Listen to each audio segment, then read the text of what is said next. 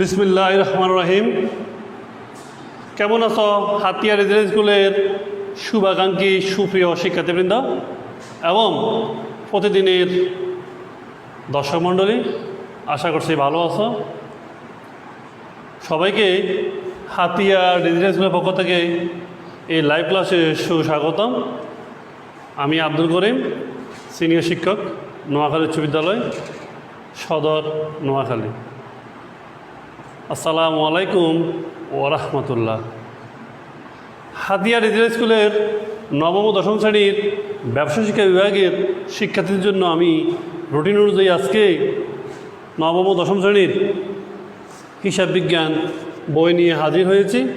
আমার বিশ্বাস আমাদের সেই প্রিয় শিক্ষার্থীবৃন্দ এই মুহূর্তে খাতা কলম এবং বই নিয়ে হাজির রয়েছে। আমরা আজকে এমন একটা অধ্যায় নিয়ে আসছি যে অধ্যায়টা আমাদের প্রতিদিন চলার সময়, প্রতিদিন লেনদেনের সময় আমরা করে থাকি। অধ্যায়টার আগে আমি দুই একটা কথা বলি, নিশ্চয় আমরা বুঝতে পারবে আমি কী বলতে চেয়েছি। আমরা যখন দোকানে যাই, লেখা থাকে বাকি চাহিয়া লজ্জা দিবেন না, বাকি চাহিয়া লজ্জা দিবেন না। আর একটা কথা আছে, নগদ বিক্রি ফেটে বাদ, বাকি দিলে মাথায় হাত। আমি আবার বলছি, নগদ বিক্রি ফেটে বাদ, বাকি দিলে মাথায় হাত। আমার বিশ্বাস তোমরা বুঝতে পেরেছ। আমি এখন তোমাদের হিসাব বিজ্ঞান বিষয়ে সপ্তম অধ্যায় নগদান বই নিয়ে আলোচনা করব। নগদান বই।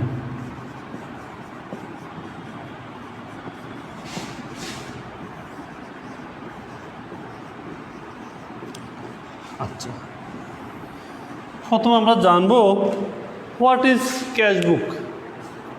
নগদান বই কি, নগদান বই কাকে বলে? সেও শিক্ষার্থীরা তোমরা একটু লিখে দিতে পারো যে বইতে শুধুমাত্র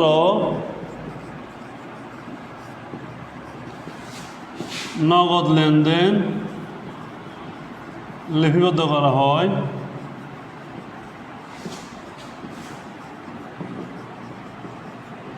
তাকে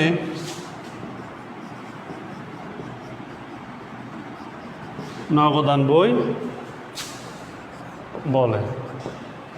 আমি আবার বলছি, যে বইতে শুধুমাত্র নগদ লেনদেন লিপিবদ্ধ করা হয় তাকে নগদান বই বলে। অর্থাৎ এখানে কোনো বাকিতে লেনদেন লিপিবদ্ধ করা হয় না। এই বইতে কোনো বাকিতে লেনদেন লিপিবদ্ধ করা হয় না। সো নগদান আসল নগদান বইয়ের প্রকারভেদ।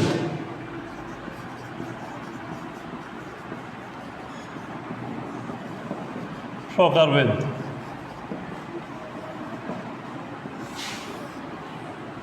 এক গড়া, দুই গড়া, তিন গড়া, 4 নাম্বার কিন্তু 4 গড়া হবে না, বহু গড়া বা খুচরা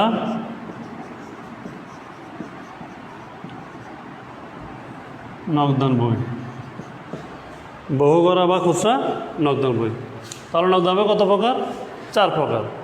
1 গড়া, 2 গড়া, 3 গড়া এবং খুচরা নগদান বই। ওকে, তোমরা একটু লিখে দিতে পারো নগদান বই কত প্রকার বললাম? 4 প্রকার। 1 গড়া, 2 গড়া, 3 গড়া এবং বহু গড়া বা খুচরা নগদান বই। আচ্ছা, আসো এখন আমরা দেখব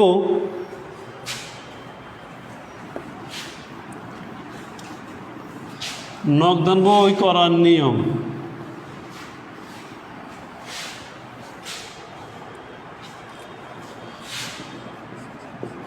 নগদান বই করার নিয়ম। নিয়মটা কি? একেবারে সহজ। সকল প্রাপ্তি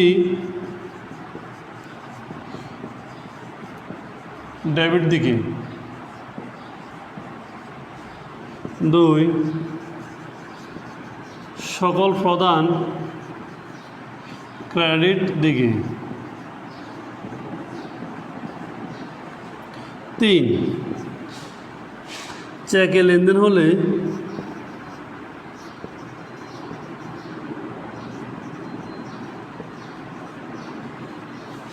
ব্যাংকের ঘরে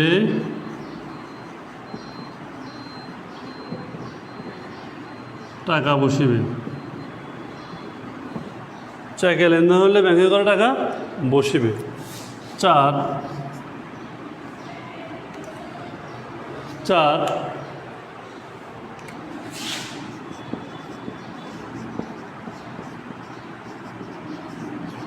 3টি লেনদেনের জন্য কন্ট্রা এন্ট্রি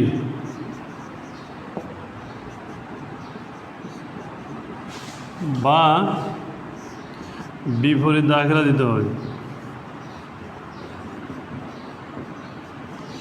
বিপরীত দাখিলা দিতে হয়।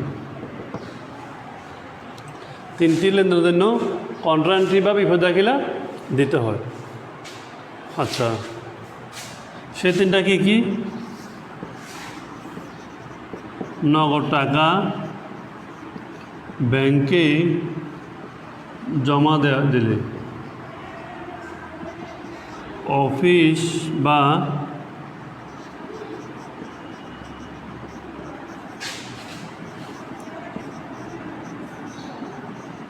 ব্যবসায়ের প্রয়োজনে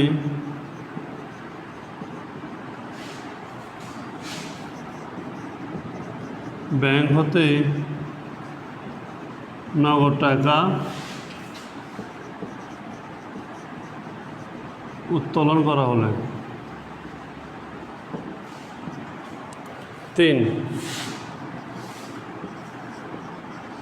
1 তারিখে চেক অন্য তারিখে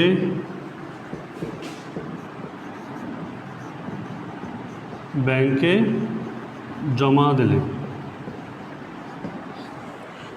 প্রিয় শিক্ষার্থীরা, তোমরা এই কথাগুলো একটু লিখে নাও। আমি তোমাদেরকে 1 মিনিট সময় দিলাম, তোমরা লিখে নাও। সকল প্রাপ্তির দিকে, সকল প্রধান দিকে।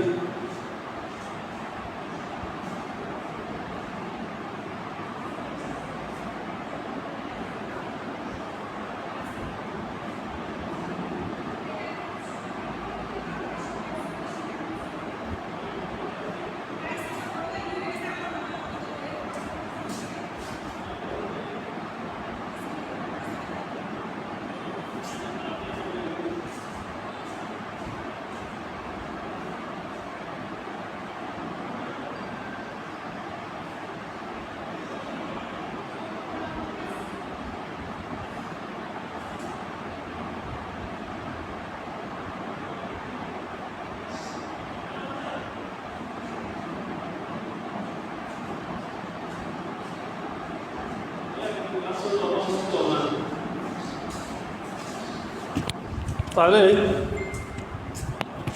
সকল প্রাপ্তি ডেবিট দিকে এবং সকল প্রদান ক্রেডিট দিকে। চেকে লেনদেন হলে ব্যাংকে করে টাকা বসেবে। 3টি লেনদেনের জন্য কন্ট্রা এন্ট্রি বিপরীত দিতে হবে। নগদ টাকা ব্যাংকে জমা দিলে, অফিস ব্যবসায় প্রয়োজন ব্যাংক হতে ওটা উত্তোলন করা হলে, 1 তারিখে চেক অন্য তারিখে ব্যাংকে জমা দিলে। তাহলে আমাদের এই হলো নগদান বই করার নিয়ম। এখন আমাদেরকে আবার জানতে হবে কোনগুলো নগদান বইতে আসিবে না।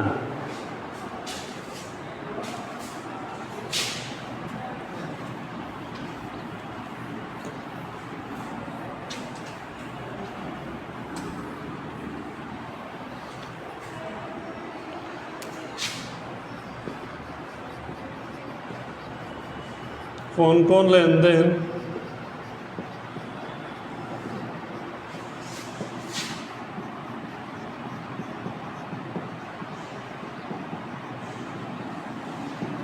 আসিবে না? 1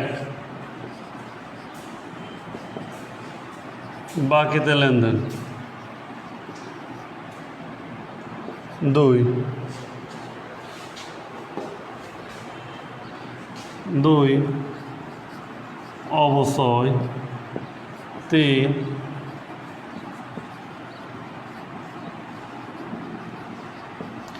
কুরিন বানানো দেয় দেনা 4 পূর্ণ উত্তোলন।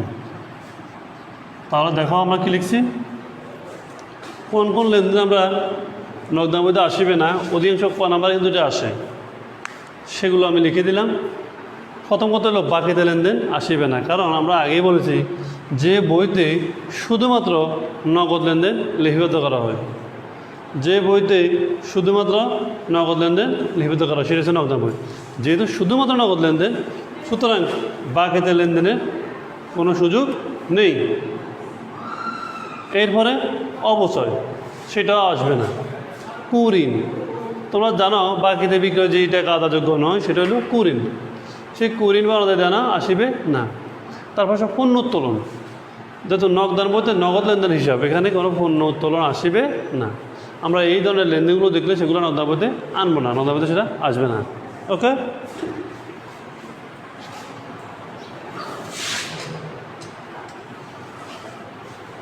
আচ্ছা, এরপর আসি আমরা, এখন আমরা একটু দেখব গড়ের নমুনাটা। তোমরা তোমাদের হিসাব বিজ্ঞান পাঠ্য বইয়ের 108 পৃষ্ঠায় 2 গড়ের নগদান বইয়ের একটা চক আছে, 2 গড়ের নগদান বইয়ের চক।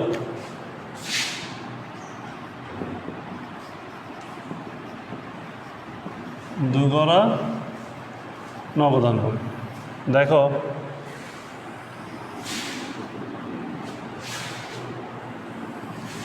আমি এই গড়টাকে সমান 2 ভাগে ভাগ করলাম। ভাগ করার পরে যেহেতু আমার 2 গড় নগদান বই 2টা টাকা করাবে,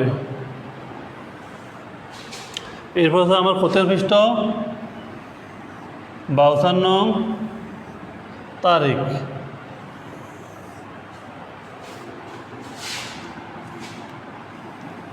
ব্যাংক টাকা, নগদ টাকা, খতিয়ান পৃষ্ঠ, রসিদ নং, প্রাপ্তি তারিখ। তাহলে কী দাঁড়াচ্ছে, তারিখ, প্রাপ্তি, রসিদ নং, তারপর হলো আমাদের খতিয়ান পৃষ্ঠ, নগদ টাকা, ব্যাংক টাকা,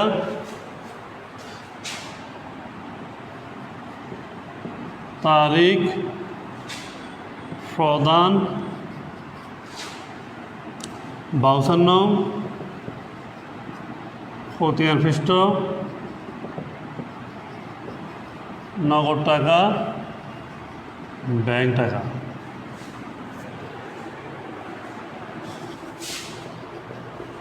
ডেবিট,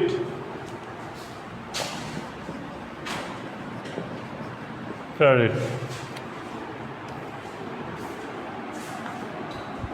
তাহলে আমরা কি বুঝতে পারলাম, আমরা একটু গড়গুলো দেখি। তোমরা একটু চিন্তা করে দেখো, প্রথমে আমরা 2টা দিক, ডেবিট দিক এবং ক্রেডিট দিক। আর এক্ষেত্রে এমসিকিউতে আসে 2 গড়া নগদান বইতে ঘর কয়টি, 2 গড়া নগদান বইয়ে ঘর কয়টি। আমরা একটু দেখি 1 2 3 4 5 6 7 8 9 10 11 12। তাহলে আমরা পেয়ে গেলাম একটা এমসিকিউর জন্য যে 2 গড়া নগদান বইয়ে টাকা ঘর 12টা, 2 গড়া নগদান বইয়ে ঘর 12টা। তবে টাকা ঘর হলো 2টা করে 4টা। তারিখ, প্রাপ্তি, রসিদ নং, খতিয়ান পৃষ্ঠ, নগদ টাকা, ব্যাংক টাকা। আবার তারিখ, প্রদান, 52 নং, খতিয়ান পৃষ্ঠ, নগদ টাকা, ব্যাংক টাকা। তুমি এখানে বিবরণ লিখলে পারবে, প্রাপ্তি প্রদান না লিখি যদি বিবরণ আমরা লিখি সেটা কিন্তু আমাদের ভুল হবে না, আমরা ইচ্ছা করলে লিখতে পারবো। এই হলো আমার 2 গড় নগদান বইয়ের নমুনাঘর। এখন আমরা এখন দেখব 3 গড় নগদান বইয়ের নমুনাঘর।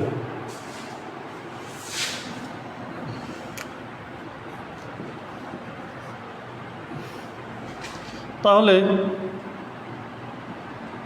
একটা ঘর বাড়বে, কিন্তু খেয়াল করবে ডেবিট দিকে একটা, ক্রেডিট দিকে একটা বাড়বে।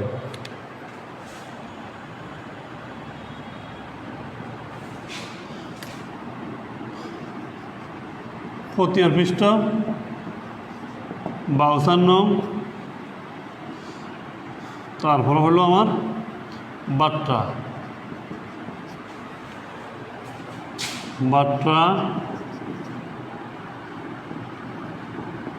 খতিয়ান পৃষ্ঠ রশিদ নাম।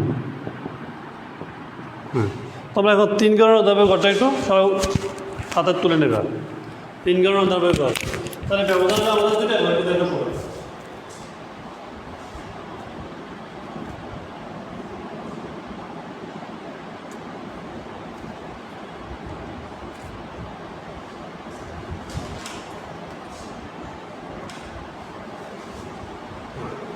তাহলে আমরা এখন দেখলাম কি 3 গড়া নকদানবাই ঘর কী কী আমি একটু বলতেছি।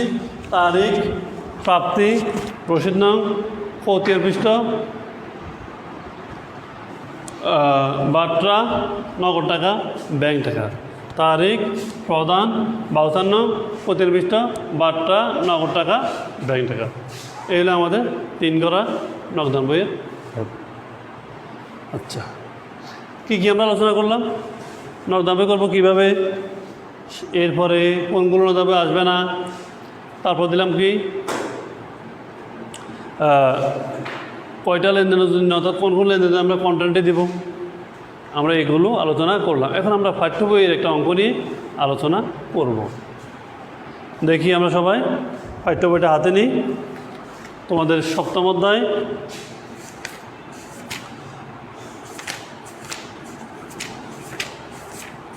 তোমরা বইটা হলো 123 পৃষ্ঠা, 123 পৃষ্ঠা।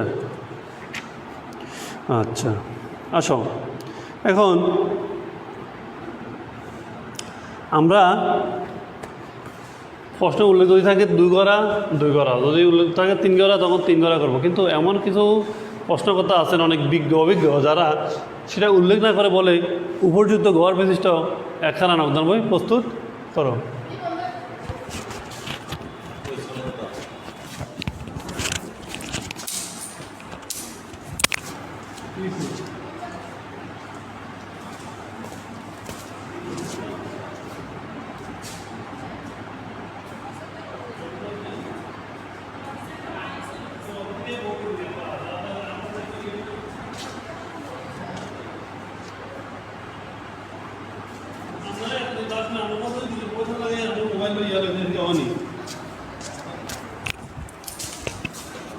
আচ্ছা, আমরা একটু সময়ের সাথে বলতেছি। তাহলে কি বললাম, আমাদের পাঠ্য বইয়ের যে অঙ্কটার কথা বলছি, সেক্ষেত্রে যদি প্রশ্নকর্তা না বলে থাকে তখন আমরা কী করবো, উপযুক্ত গড় বিশিষ্ট। তখন প্রশ্নটা দেখব, প্রশ্ন যদি নগদ আর ব্যাংক থাকে তাহলে বুঝতে হবে সেটা 2 গড়া নকদান বই, সেটা 2 গড়া নকদান বই। আর যদি বাট্টা থাকে তাহলে সেটা 3 গড়া নকদান বই।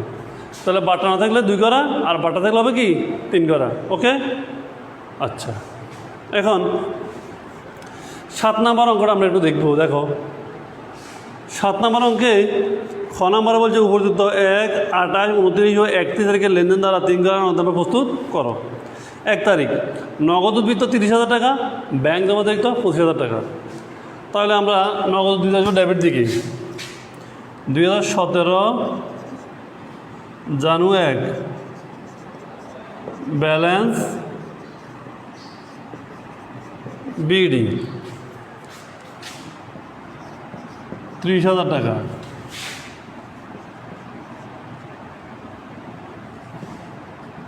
জানুয়ারি 1 ব্যালেন্স বিডি 25,000 টাকা। আচ্ছা, এরপর আসো 28 তারিখ সুমনের নিকট হতে 3,850 টাকা পাওয়া গেল এবং তাকে 150 টাকা বাট্টা দেওয়া হলো। তাহলে সুমনের নিকট থেকে পাওয়া গেল কত, 3,850। যেহেতু পাওয়া গেছে প্রাপ্তি, তাহলে প্রাপ্তি ডেবিট দেখি। জানুয়ারি 28 সুমন হিসাব আমরা নগদে ফেলাম কত, 3,850। আর বাটা দেওয়া হয়ে থাকে 150। এরপরে 29 তারিখ জহি ট্রেডার্সের পাওনা 9,500 টাকার পূর্ণ নিষ্পত্তিতে 9,350 টাকা প্রদান করা হলো। যেহেতু প্রদান করা হলো তাহলে আমি সহজে বুঝতে পারি সেটা ক্রেডিট দিকে যাবে। জহি ট্রেডার্স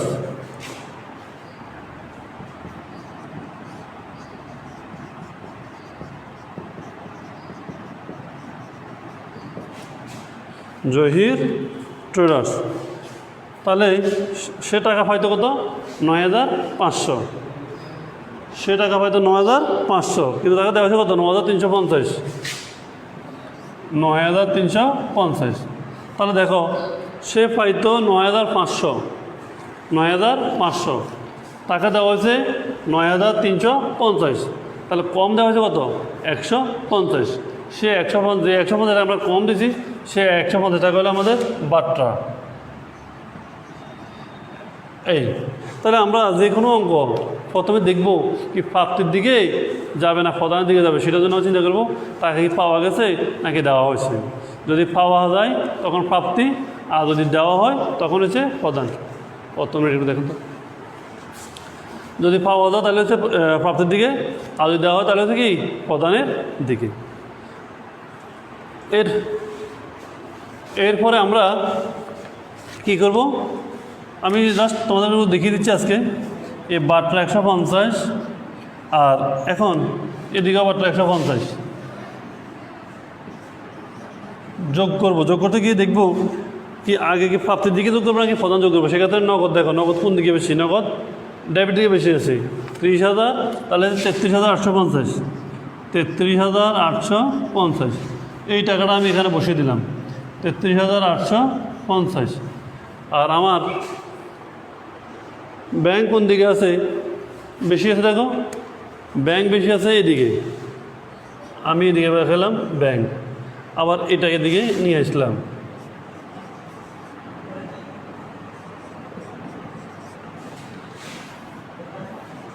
তাহলে এটা হবে, এদিকে হবে ব্যালেন্স সিডি 31, ব্যালেন্স সিডি। এখানে কোনো টাকাই ছিল না, তাহলে এই 25,000 টাকা হবে ব্যালেন্স সিডি। আর এদিকে আসবে ব্যালেন্স সিডি 31, ব্যালেন্স সিডি কত হবে দেখো। আমার এখানে যোগফল আছে 30,850, কিন্তু টাকার কলামে টাকা আছে কত? 9,350। আমরা এখন বিয়োগ করব। বিয়োগ করে দেখব যে আমাদের কত টাকা ঘাটতি, সেই হিসাবে আমরা ব্যালেন্স বিডিসিডি নির্ধারণ করব। তোমরা একটু তোমাদের ক্যালকুলেটর যোগ বিয়োগ করে নাও।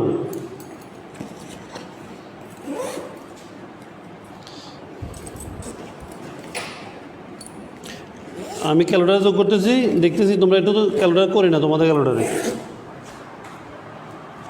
তাহলে 30,000 থেকে 9,350 যাব। 30,000 বিয়োগ 9,350, 0 10 5 গেলে 5, 7 আছে 1, 3 1 4, 6 7 আছে 1, 9 1 10। সরি এটা কিন্তু কোনটা বিকন 0 10 5 গেলে 5, 7 1 3 1 4, 10 4 গেলে 6 হাত আছে 1, 9 1 10, 10 10 0 বিকেলে কত হয় তাহলে?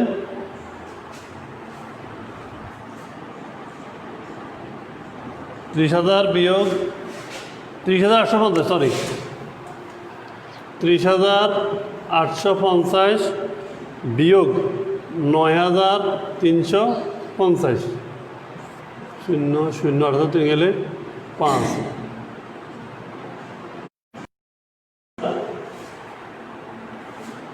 কত? 9,319। না এটা হয় নাই, 0 আছে 1, 3 1 4, 8 4 গেলে 4, 0 10 9 গেলে 1, 7 আছে 1, 21,400, 21,400। আমি তোমাদের কাছে নমুনা দেখি। আছে আবার সেগুলা একটা পূর্ণাঙ্গ করার চেষ্টা করব। তো সিডিটা কিন্তু তখন বিডি হবে, এই পাশে সিডি এই পাশে বিডি, আর এই পাশে সিডি এই পাশে বিডি। প্রিয় শিক্ষার্থীরা সব ভালো থাকবে, সুস্থ থাকবে। আগামী ক্লাসে আবার দেখা হবে হাতিয়া ডিজিটাল স্কুলে। সে আশা ব্যক্ত রেখে আমি আজকের জন্য এখানে বিদায় নিচ্ছি। আল্লাহ হাফেজ, আসসালামু আলাইকুম ওয়া রাহমাতুল্লাহ।